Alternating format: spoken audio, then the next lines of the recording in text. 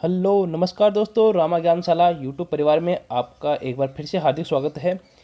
हमने एसएससी के previous year के जीके के जो पेपर थे उनको सॉल्व करने की सीरीज शुरू करी थी। 2 पार्ट वीडियो के आ चुके हैं, तीसरा पार्ट आपके सामने है। देखते हैं पहला क्वेश्चन। कहते हैं चार मीनार कहाँ है? सभी को पता है चार मीनार हैदराबाद में है। दूसरे क्वेश्चन में बात करते हैं कि किस खिलाड़ी ने वर्ष 2006 में पाकिस्तान के खिलाफ मैच के पहले ही ओवर में हैट्रिक ली थी? मैच के पहले ही ओवर में हैट्रिक लेने वाले इरफान पठान, जो आज तक एकमात्र गेंदबाज है पाकिस्तान के खिलाफ अगर बात करते हैं तो। चलते हैं अगले क्वेश्चन की ओर। कहता है कि सबसे बड़ा नदी द्वीप माजुली द्वीप किस नदी में स्थित है? माजुली द्वीप ब्रह्मपुत्र नदी में है, जो आसाम स्टेट में पड़ता है। ये क्यों फेमस है? क्योंकि आसाम के अंदर माजुली एक जिला घोषित कर दिया गया है, एकमात्र द्वीप है जिसे जिला घोषित कर दिया गया है, ब्रह्मपुत्र नदी के अंतर्गत है और आसाम स्टेट में ये है माजुली द्वीप। चलते अगले क्वेश्चन की ओर।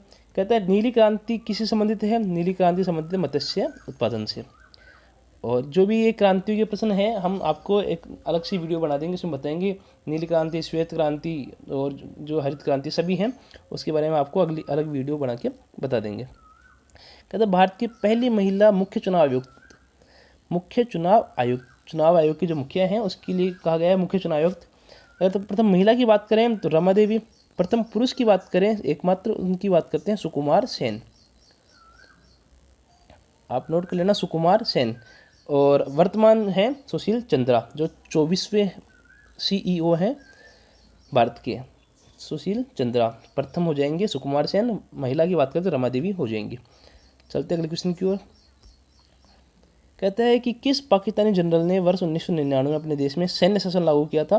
पाकिस्तान में सैन्य शासन लागू किया था परवेज मुशर्रफ ने वर्ष 1999 में। कहता है कि पुस्तक द ओरिजिन ऑफ स्पीसीज के लेखक हैं चार्ल्स रॉबर्ट डार्विन। कहा है 5 मार्च 1931 को संवैधानिक सुधारों की शर्तों के पर बातचीत करने के लिए भारतीय राष्ट्रीय कांग्रेस की ओर से मोहनदास करमचंद गांधी ने उच्च स्तरीय अधिकारी बैठक में भाग लिया था। किसके साथ? लॉर्ड इरविन के साथ। इतिहास में बहुत चर्चित है 5 मार्च 1931 को गांधी इरविन समझौता हुआ था। गांधी इरविन समझौता कब हुआ था? 5 मार्च 1931। सभी को याद रखना है, बड़ा इजी सा क्वेश्चन है, कोई खास बात इसमें है नहीं। वैसे किस विशेष निर्णय या कानून को रोकने के लिए किसी व्यक्ति, पार्टी या राष्ट्र के अधिकार को क्या कहा जाता है? वीटो। वीटो निषेधाधिकार कहा जाता है। जो किसी भी व्यक्ति को एक अधिकार मिलता है तो किसी भी चीज़ को मना करने का, इसको डिनाई आप बोल सकते हो, डिनाई राइट। कहता है कि सर्वश्रेष्ठ अभिनेत्री के लिए 2018 के राष्ट्रीय फिल्म पुरस्कार जो 2018 में हुए थे उनमें सर्वश्रेष्ठ फिल्म अभिनेत्री का अवार्ड दिया गया था श्रीदेवी को। ठीक है, ये आपको करंट से रिलेटेड क्वेश्चन आप इनको मान सकते हो, सभी परीक्षा में आते हैं, तो आप राष्ट्रीय फिल्म पुरस्कार याद करके जाना अगर आपकी जो भी परीक्षा आनी है अगली बार। अब चलते हैं अगले क्वेश्चन की ओर। अगले क्वेश्चन में कहा है कि 2020 में ओलंपिक खेल कहाँ आयोजित किए जाएंगे? ये बात तब की है जब 2020 नहीं आया था।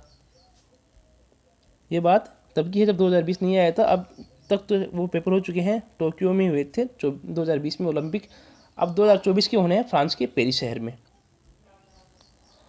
अगले क्वेश्चन पे चलते हैं। भारतीय शास्त्रीय संगीत की प्रख्यात गायिका कौन इनमें से? तो सुबह मुदगल का नाम इसमें आ जाएगा। सुबह मुदगल भारतीय शास्त्रीय संगीत की प्रख्यात गायिका हैं। कहता है बनारस हिंदू विश्वविद्यालय, जिसको BHU के नाम से जानते हैं, और काशी हिंदू विश्वविद्यालय भी इसको कहते हैं, इसकी स्थापना किसने की थी? पंडित मदन मोहन मालवीय जी ने, जिनको महामना भी कहते हैं। 1916 में बसंत पंचमी के दिन बनारस हिंदू विश्वविद्यालय की स्थापना हुई थी। चलते अगले क्वेश्चन की ओर। 2019 को BCCI के कार्यवाहक अध्यक्ष कौन है? उस समय कार्यवाहक की बात करें तो CK खन्ना अध्यक्ष थे। अभी प्रेजेंट में है सौरव गांगुली। तो दादा की जो बुक थी पिछली वीडियो में अपन डिस्कस किया था, उसका नाम था a century is not enough. सभी को याद रखने हैं ऐसी चीज़ें। चलते अगले क्वेश्चन की ओर। कहता है कि भारत और श्रीलंका के मध्य के को किसके द्वारा विभाजित किया गया है? भारत और श्रीलंका के बीच में एक जल संधि है जिसका नाम है पाक जल डमरू संधि। इसमें लिखा है पालक, अंग्रेजी में उसको अपन लिखते हैं PALK, आप कंफ्यूज नहीं होना, वही जल संधि है। अंग्रेजी में इसको पालक लिखते हैं, हिंदी में अपन पाक बोलते हैं, ठीक है। अब और जो नाम दिए गए हैं उनको भी थोड़ा सा डिस्कस अपन कर लेते हैं। क्या है होर्मुज जल डमरू संधि। होर्मुज जल डमरू संधि है फारस की खाड़ी और ओमान की खाड़ी के बीच में, नोट कर लेना आप, पारस और ओमान के बीच में। अब बेरिंग जल संधि ये है रूस और अमेरिका के बीच में, आप इसको भी नोट कर लेना, रूस और अमेरिका के बीच में कौन संधि है, बेरिंग जल संधि। होर्मुज की मैंने बता दिया, पारस और ओमान के बीच में। और जिब्राल्टर जो जल संधि है वो मोरक्को और स्पेन के बीच में है, मोरक्को एंड स्पेन के बीच में जिब्राल्टर जल संधि है। चलते हैं अगली स्लाइड पे। क्या है खरीफ फसलों को मौसम की शुरुआत के साथ बोई जाने वाली फसलों के रूप में वर्णित किया जा सकता है। तो खरीफ की फसलें कब बोई जाती हैं, खरीफ की फसलों के बोने का टाइम होता है जून जुलाई, जो वर्षा ऋतु का प्रारंभ अपन मान सकते हैं। बड़े जिसी क्वेश्चन है, कोई खास नहीं आते क्वेश्चन, सिर्फ आपकी समझ होनी चाहिए।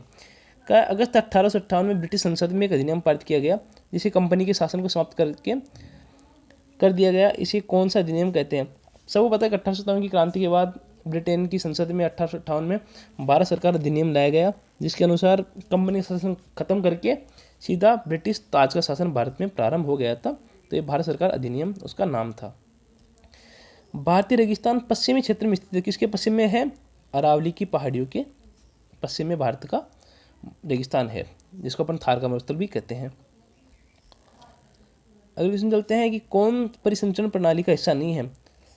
तो सबको पता है ब्लड सर्कुलेशन में धमनियाँ भी पार्ट हैं, शिवराई भी हैं, केशिका हैं, विल्ली कोई भी इसमें ऐसा कोई पार्ट नहीं जिसको अपन विल्ली कहें परिसंचरण सिस्टम में।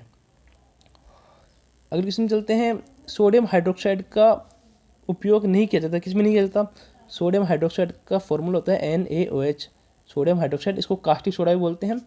इसका उपयोग होता है अखबार बनाने में, धातु की चिकनाई हटाने में, साबुन बनाने में, आचार परिरक्षित करने में इसका कोई उपयोग नहीं होता है सोडियम हाइड्रोक्साइड का। चलते हैं नेक्स्ट क्वेश्चन पे। कहा है कि भारतीय रिजर्व बैंक के गवर्नर कौन थे जिन्होंने दिसंबर 18 में अपना इस्तीफा दे दिया था। उर्जित पटेल ने दिसंबर 18 में अपना इस्तीफा दे दिया था। जैसे गवर्नर जो है, ये करंट रिलेटेड क्वेश्चन था। P चिदम्बरम कोई ऑप्शन नहीं होगा ऐसा, नरेंद्र मोदी ऐसा कोई ऑप्शन नहीं है, डॉक्टर मनमोहन सिंह ये पहले अपने प्रधानमंत्री रहे थे, उससे पहले गवर्नर भी रहे थे। तो सीधा अपन आप देख के क्वेश्चन और आप ऑप्शन देख के आंसर दे सकते हो, कोई इतनी खास बात इसमें है नहीं। कहा है कथकली की जड़ें किस राज्य में है। सीधी सी बात है, केरल का लोग ये शास्त्रीय नृत्य है। केरल में अपने दो नृत्य डिस्कस किए थे पार्ट फर्स्ट में, पहला मोहिनीअट्टम, दूसरा कथकली। आंध्र प्रदेश की अपन बात करें तो आंध्र प्रदेश में अपन ने कुचिपुड़ी पढ़ा था, तमिलनाडु में भरतनाट्यम पढ़ा था, मणिपुरी और ओडिसी भी लोग ये शास्त्रीय नृत्य हैं। और अपने नॉर्थ इंडिया में बात करें तो कथक जो लोक नृत्य था, और एक अपन ने सातरिया पढ़ा था असम में। आप पार्ट फर्स्ट देख लीजिए वीडियो का, आपको इसमें आंसर मिल जाएगा। पार्ट फर्स्ट वीडियो की लिंक मैं डिस्क्रिप्शन में डाल दूंगा। क्या है कि अर्जेंटिनम एक महंगी, नर्म और चमकदार धातु है जिसे आमतौर पर कहा जाता है Ag अर्जेंटिनम का शॉर्ट फॉर्म है, और अर्जेंटिनम अपन चांदी को बोलते हैं। ये क्या लैटिन नाम है, जैसे सोने का हो गया ओरम, चांदी का हो गया अर्जेंटिनम, ठीक है। सोडियम का अपन Na दिखाते हैं, उसको नेट्रियम बोलते हैं, पोटेशियम को केलियम बोलते हैं। ऐसे क्या, ये लैटिन नाम है। ये आपको कुछ धातुओं के देखने हैं, इसके ऊपर मैं वीडियो बना दूंगा, टाइम मिलेगा तब। मानव शरीर की सबसे छोटी हड्डी कौन सी है। सभी को पता है कान की हड्डी सबसे छोटी है, जिसका नाम स्टेपीज है। आपको ये याद रखना, स्टेपीज सबसे छोटी हड्डी है जो कान में पाई जाती है। सबसे बड़ी हड्डी मैंने आपको बताया था फीमर, जो जांघ में पाई जाती है। पिछली वीडियो में इसका भी डिस्कस किया गया है अपने द्वारा। क्या भारत के निम्नलिखित में से इस्पात संयंत्रों में से कौन सा सार्वजनिक क्षेत्र के अंतर्गत नहीं आता है, मतलब और तो गवर्नमेंट है, एक प्राइवेट है। कौन सा है, भिलाई भी गवर्नमेंट का संयंत्र है, राउरकेला, दुर्गापुरा ये तीनों गवर्नमेंट के हैं। टिस्को ये टाटा लिमिटेड कंपनी का संयंत्र है, ठीक है। आपका बहुत बहुत धन्यवाद वीडियो देखने के लिए। रामा ज्ञानशाला आपकी उज्जवल भविष्य की कामना करता है। बहुत बहुत धन्यवाद।